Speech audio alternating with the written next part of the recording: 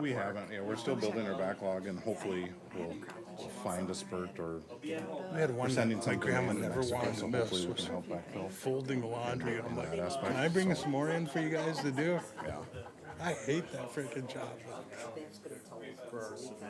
Well, that's what they could do something to be, it was totally voluntarily, but really? all right. We'll call to order the New Ulm Public Utilities Commission meeting for the month of July 2022. First item on the agenda is the consent.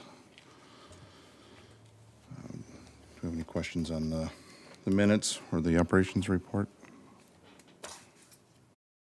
I'll offer the motion to approve the consent agenda. All right. The second item is the employee monthly recognition of Joe's. You got all in favor. Oh, all in favor, sorry. Any discussion on that? All in favor indicate by saying aye. I want to have discussion. 384 calls for digging utility lines, or whether First Call Minnesota, whatever that's called. That's nuts. Oh, yes. Yeah. And that's, plus we have 5 services, or 3 services. So, yeah, we have everybody goes out and marks. A lot of it now is, New Ulm Telecom, I believe, is doing their broadband. So that kind of has pushed some of those up. But every time somebody digs, they need to call and get a Gopher State 1 call to make sure they don't hit something, so. Oh, gosh, no. Yeah, not in the summer. Yeah, so.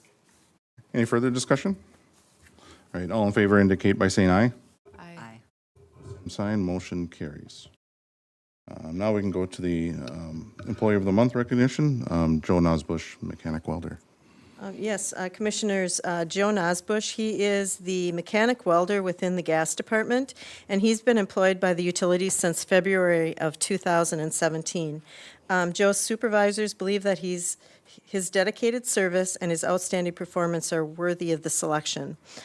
Joe is an excellent employee to have. He works with all his coworkers, and his past experiences have benefited him, and now the gas department, and how he analyzes situations and thinks through for a solution.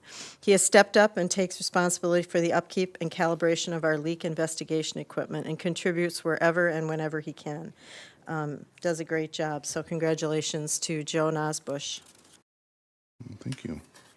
I'll make the motion to recognize Joe Nosbush, mechanic welder for the gas department, as employee for the month of June 2022. I'll second. Any further discussion? All in favor, say aye. Aye.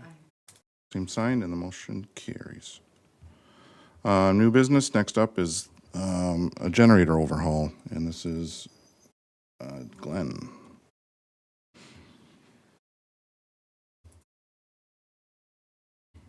Good afternoon, everyone. Like I say, this is just to get to authorization to get a request for proposal to do the overhaul, or major overhaul on generator 4, which is required by insurance every 10 years or 50,000 hours. Obviously, we didn't reach the 50,000 hours, but like I say, it's not a decision by us. It's a budgeted item for 2023 for an amount of $500,000. The intent is to do it next spring, because a lot of the contractors, the reason I'm going this early, a lot of the contractors are already booked through fall, winter, and early spring. I'm hoping to do it in spring, but we have one other project that might possibly push it till next fall, depending on the Center Street bypass. I do have to generate at that same time. So tentatively it's spring, but it may be fall, depending on how things work. How long will it take to rebuild? Typically it's about 6 to 8 weeks if there's no problems discovered. A major undertaking. All I got. Can I get a motion? I will make the motion to authorize the city manager to direct staff to develop request for proposal, set bid date, and solicit bids for the major overhaul of number 4 generator in the spring of 2023. I'll second. Any discussion? All in favor indicate by saying aye. Aye. Both same sign, and motion carries. Up next, we have Nate for IT security services and email server. Good afternoon. When we constructed our budget for 2022 for IT, we had budgeted for improved security services. Our antivirus and a few other security services have been traditional services that we have been used for many, many years successfully. And we've found that that is just not enough anymore to keep up with threats and to monitor our network. We went out for some proposals from a few different vendors and evaluated what they had to offer. The one that really rose to the top was an offering by a company called Arctic Wolf. And it's an endpoint detection and response service, and it also includes a security event and incident management service. So really what these two services do in their offering is it watches all of our computers and servers, also monitors all the traffic on our network. And then it also takes all the information from our servers and everything, and it tries to correlate events as they happen. So if, say we have an attack, it would be able to tell that, hey, someone clicked on a link when they got a phishing email. That started a program on this computer. That started a application over on this other computer, saved a file over here. And it traces all of that information so that we know when we get an alert what happened and then what systems were impacted by that. Currently, our current systems will just tell us that a bad file was found. And that's all that we have for information. It'll say that it stopped the file, but we don't know what other systems were impacted by that sometimes until it's too late. The other proposals that we've received, or the other proposal that we received, they offer it in two different packages, so they're two different services. I felt as I evaluated the services that the Arctic Wolf proposal that rolls everything into one package was a much better fit for what we needed. They also offer the ability they also assign us staff from their employees who are dedicated to our account. It's not an automated service, whereas the other service was an automated service. I do want to point out that this is for a one-year service with them. When we had budgeted, we had been planning to sign up for a 3-year term with another solution. So that is a change in direction, but that is, I feel that is a much better solution for us, and it's a better direction for us to go. But the budget was 63, you're still in budget with this, right? I was having a Right. Chris and I had a lot of discussions about this. So I'm technically under budget. Yes, that is correct. But what Chris would like me to point out, and I agree with her on this, is we had planned for a 3-year prepay. So we had anticipated spending $63,000, I think, is what was budgeted originally. And that was expected to be good for a service that would last for 3 years. Whereas this is just a little over $52,000 for 1 year. So technically it's under budget, but you could consider it over budget. It really depends on which direction you want to look at it. To address that, with this 1-year term, because this is a new service for us and this is a new direction for us to go and is different than what we had budgeted for, I'm really setting some criteria for what we expect to get out of this service. And then when we get close to budget time next year, we will be deciding whether or not this actually fit our needs and whether we need to go a different direction again. Not really just budgeting for it and assuming that we'll continue with it. And I think we also want to make note that this proposal also includes protection for our SCADA systems, which is something we don't have right now. And so if we were to have to buy that on its own, that would maybe be $25,000, something like that. Actually, pretty close to $30,000. Yeah, so, we are getting some additional benefit that, again, that wasn't budgeted for. for 2022, but it's something that internally we've been talking about, that those SCADA systems could be compromised as well, so. That was actually, thanks, Chris, that was another major reason of looking at this service as opposed to the other one. Right now, our SCADA networks are not really monitored very well. And so if something were to happen, we wouldn't know about it until something happened. And with those networks, if something happens, that's a pretty disastrous thing for the utility, so. I'm going through it right now. It's expensive services, no matter who you have as a provider. But necessary. This employee that's assigned to this account, is there a charge for them every time they meet with you? Oh, that's a great question. No, with this service, it is included with the service, which actually is a pretty big benefit because at first we might be seeing quite a few things that we need to fix and change, yeah. I'll offer the motion to authorize the city manager to accept and sign the quote from TSG in the amount of $52,950.30 for Arctic Wolf Managed Detection and Response. Second. Any further discussion? All in favor indicate by saying aye. Aye. Opposed, sign, same sign, motion carries. Next up, Nate has another one for email server to the cloud. Yes. This is, we wanted to let you know that we got proposals and decided to accept a proposal by Marco for the project to migrate our email server into the cloud. The amount that they've quoted us is well under the amount we budgeted for. It is for time and material, so it could potentially be less depending on how much of the project the IT staff can accomplish ourselves.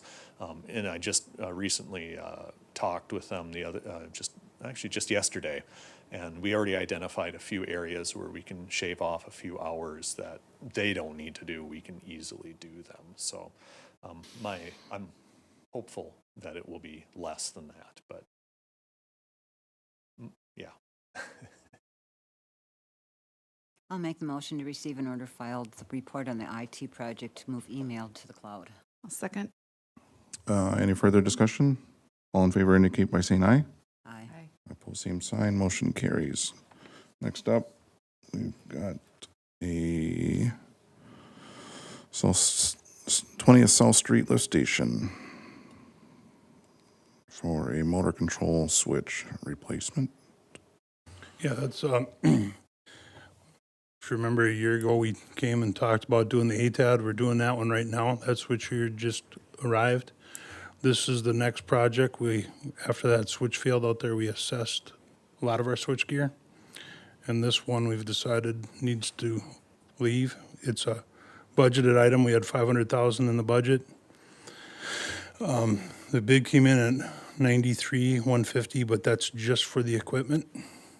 And we're gonna do this as a self-performed install with probably hiring some extra electrical contractor labor to get it in a timely manner, since about 95 or 98% of all the wastewater in New Ulm flows through this lift station.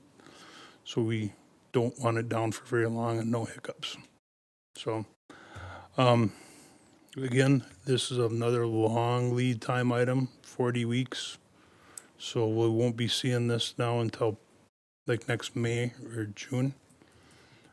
And I think the department probably will end up putting it in the fall. They don't want to put it in June when you have high flows, just in case we have major rain event where we get a bunch of I&I and stuff like that. So we don't expect any more additional cost to this? We'll Just probably all have to internal get labor? an electrical contractor. I don't know who will do it, but just a not to exceed for so many man hours to get some more electricians in there working on it. We've got one electrician at the utility that'll be like the project lead and doing most of it.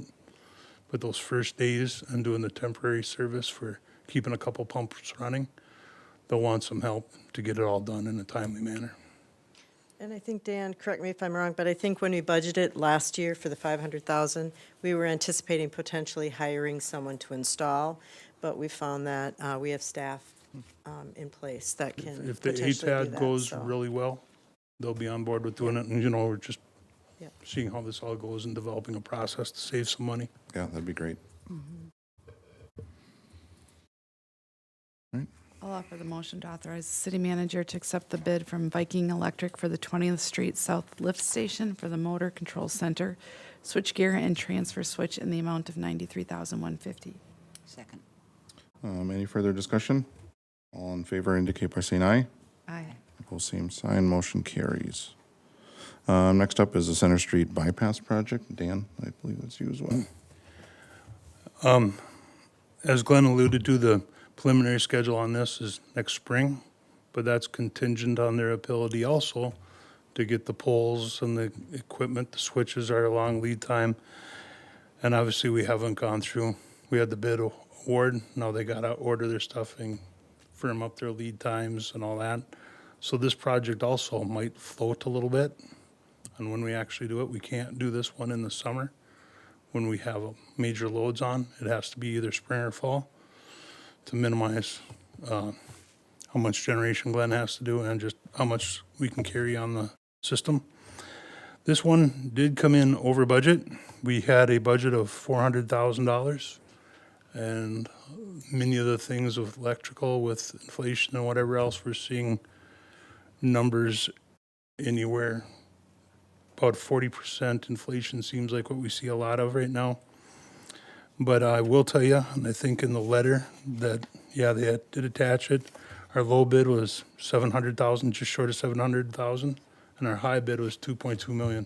Yeah, I saw that. So that kind of shows you how things are just all over the place right now. It looks So- like you're putting the remaining balance in the 2023 budget. That's our current plan, if everybody's good with that.